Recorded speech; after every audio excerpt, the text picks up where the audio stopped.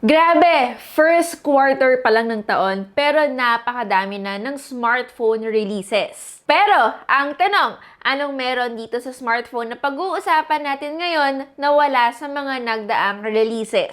Hey guys, it's your tech girl Mary and welcome back to our YouTube channel. Finally, I'm back guys. Well, hindi naman tayo nawala ng matagal pero syempre na-miss ko kayo. So, Vivo launched its all-new V27 series here in the Philippines. Pero ang focus ng video natin guys is the Vivo V27. Pero sa series na ito guys, kasama ng smartphone na to yung Vivo V27e. Actually, the past few days na ginagamit ko yung V27, notable naman yung upgrades niya compared to the previous V25. But they were both camera-centric smartphone from Vivo and has a color-changing back. Siguro ang difference lang talaga nila is the Vivo V27 this time has a curved back and even a curved display. Which is of course, makikita nyo mamaya, mag-unbox muna tayo.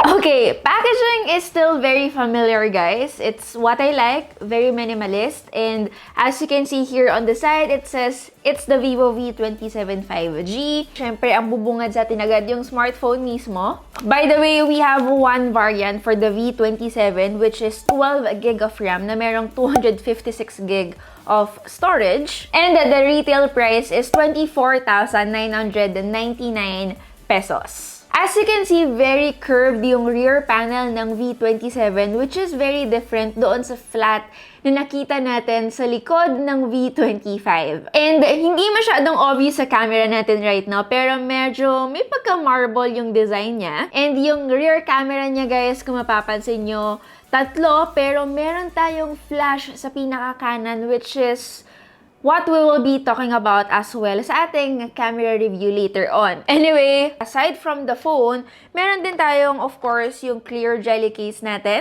Meron din tayong paperwork. And, of course, yung ating USB-C charging cable and the Vivo Flash Charge Power Brick. Sorry guys, lagi ko nakakalimutan. Syempre, hindi mawawala yung panundot natin. By the way, for pre-order details, I will be putting down na lang guys sa description box natin mamaya. Since nakita nyo naman sa title, very focused yung video natin sa camera ng Vivo V27 as always. Alam nyo naman din kasi guys na grabe, focus talaga ng V-series ng brand yung camera niya. Kaya gusto ko rin mag-focus dito. Meron tayong tatlong camera sa kanyang likod at syempre isa naman sa harap. Yung rear setup niya contains a 50 megapixels OIS primary camera na merong Sony IMX766V sensor. We also got an 8 megapixels ultra wide and of course the 2 megapixels macro camera. And meron din tayong ring LED flash sa likod. So yep, it's a feature for the Aura Light algorithm na of course pag-uusapan natin in a while. And lastly, we got a 50 megapixel selfie camera na merong eye autofocus. Sa totoo lang, sa tagal kong nagre-review ng smartphone guys, at sa tagal ko na rin nagre-review ng Vivo smartphones to be exact, when it comes to their V-series talaga, they never disappoint. So yup, before, hindi ko pa man natatry in real world scenarios yung camera system na meron itong smartphone na to, basing it just on paper, talaga namang na-excite ako agad-agad. Okay, so kung i-describe ko yung photos shot by this device, in fairness guys, all photos are very well detailed and wala ka halos makikita talaga na noise. Overall, photos are very solid guys, especially if we were to compare the wide, ultra-wide, and even yung mga 10 or 2 times zoom photos natin.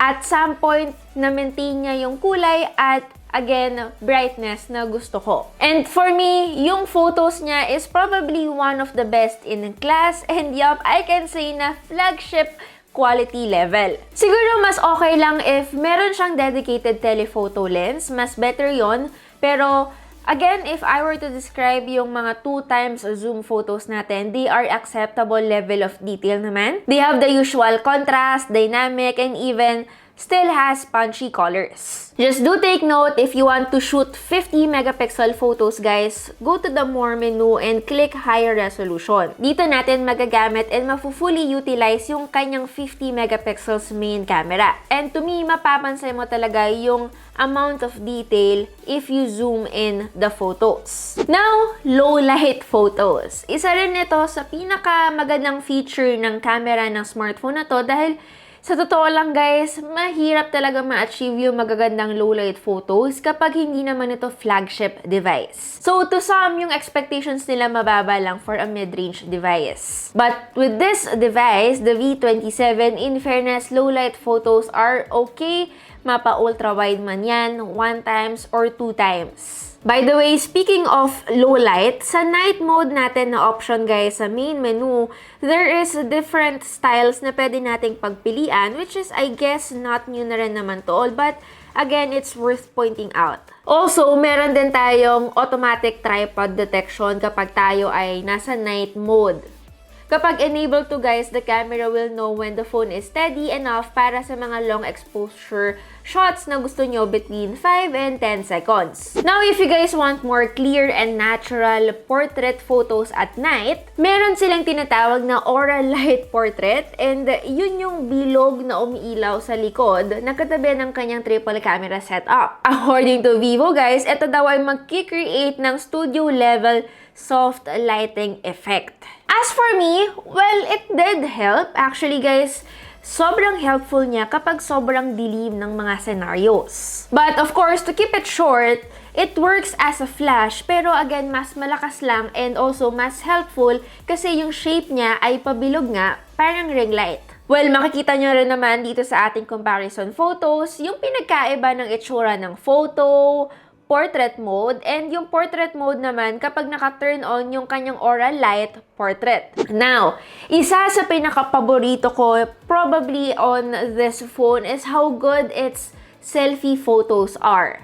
Uulitin ko guys, 50 megapixels yung meron siya. Yung level of detail and sharpness, grabe guys, napakaganda. And uulitin ko, meron nga ding autofocus itong front camera ng Vivo V27. So yup, the overall processing guys, for me, I am satisfied. And again, yun naman ang goal natin when it comes to taking selfies talaga, and that is to look more natural. Now, for taking videos, sige, sabihin ko muna sa inyo guys yung mga quality na meron tayo sa kanyang settings. For video, for the rear camera guys, hanggang 4K at 30 FPS yung kaya niyang i-shoot. And then for the front camera, ganun din, 4K at 30 FPS. Other than that, both the rear camera guys and the front camera has the OIS and EIS. Kaya naman din, if you will look at our video samples, kahit na naka 4K at 30 FPS pa yan, very stabilized pa rin siya even without a tripod. Bukod pa doon, may mga napansin lang din ako of course na ibang camera features that are worth noting naman din. From the camera app guys, meron kayo makikitang micro movie wherein we can make short video footage na of course very well edited na and ready to be uploaded sa social media. Other than this, meron din tayo mga film LUTs or movie LUTs na tinatawag na kung saan we can choose between different filters that of course supports up to 1080p at 30 FPS footages. Overall, for the camera aspect of the Vivo V27, in fairness guys again, it is impressive for its price. Ngayon, tignan naman natin yung iba pang aspeto ng phone na to, pag-usapang, of course, design and yung kanyang display. Honestly guys, the Vivo V27 is a great looking smartphone. Hindi naman natin ito mapagkakaila. I mean, just look at it. Parang medyo may pagka-marble-like yung kanyang finish. Unang-una nga, akala ko it's made of ceramic. Ganong level. Kasi nga guys, yung iba yung pakiramdam pag hawak siya, iba rin when it comes sa eyes. It's very pleasing and relaxing to look at. At syempre, hindi mawawala to sa V series ng Vivo, color shifting pa rin ang kanyang back panel. Na kung saan guys, the paint reacts to UV light and the hue becomes darker. Actually, at first, hindi siya ganun ka-obvious kapag nilalabas mo siya kasi nga, alam niyo yun, you're so used to the color na parang wala namang nagbago. Pero once na may nilagay kayong object, like halimbawa, daliri ko, tapos ilalagay nga natin sa araw, mapapansin nyo agad yung difference na sinasabi ko. Aside from this, it also has a dual glass with plastic frame and a very lightweight body. Actually, kung mapapansin nyo nga, very obvious naman din that the back panel is made of glass.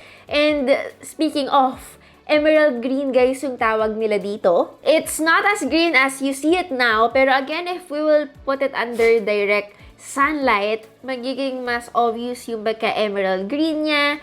And of course, it just happened na sobrang bright din ng ilaw natin right now.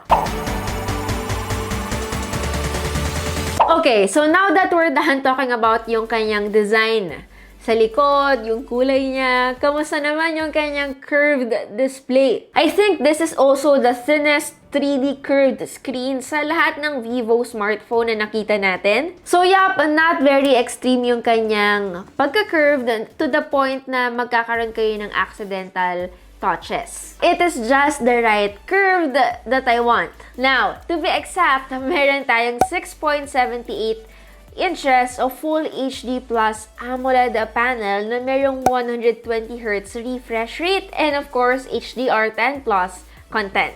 If I were to describe it guys, maganda yung panel na meron tayo sa V27. Actually, very immersive yung viewing experience sa kanya because of its thin bezels. Hindi lang yun, laking tulong din talaga nung HDR10 Plus support.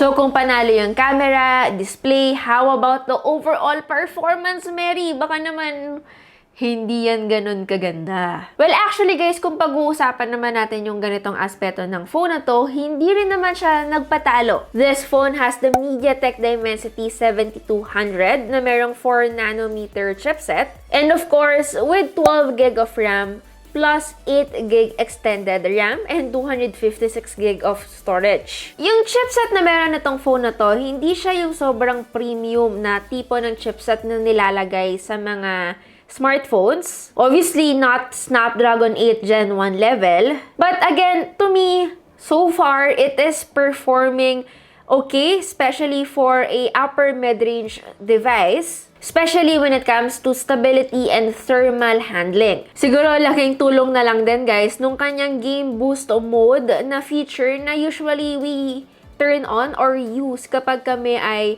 naglalaro dito sa smartphone na to. Now for the battery guys and charging, this phone has 4,600 mAh of battery capacity and a 66 watts fast charging capability. Actually guys, if we were to compare it to its predecessor, mas bigger and faster yung charging speed natin ngayon, which is good obviously, buti na lang din kasi at least marami-rami yung improvements natin sa smartphone na to. So yup, definitely not incremental upgrades. So far, it did last me for a day, lalong-lalo na ako, casual user lang naman din ako. Siguro para naman sa mga power user, yung talagang nagsistream, naglalaro, tapos talagang actively you check social media. Siguro you'll have to charge it once a day lang.